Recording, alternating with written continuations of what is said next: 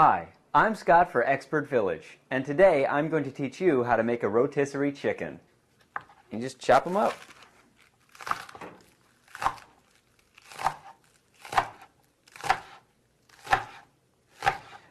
Now the good thing about this is try not to cut the entire green onion up. If you leave these long stalks, you can put them inside and they'll pretty much hold everything in place around the outside of where all the good stuff is.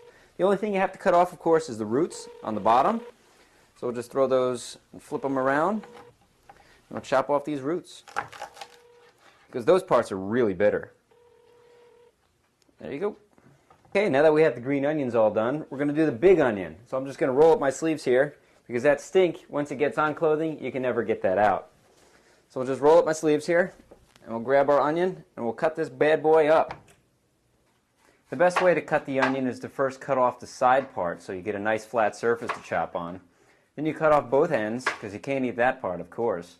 And then you have this nice flat surface, and you cut it straight down the middle, and that'll give you two halves. We'll just put one half out of the way.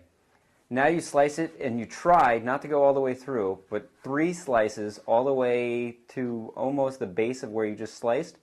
So when you cut it down the side, you have these nice full slices. I'm getting a little teary-eyed here. I'm sorry, onions make me cry a little bit.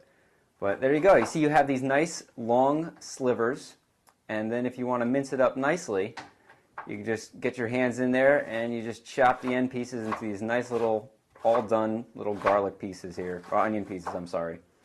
And it should be pretty delicious. We'll just mix those in with our green onions and we should be good to go.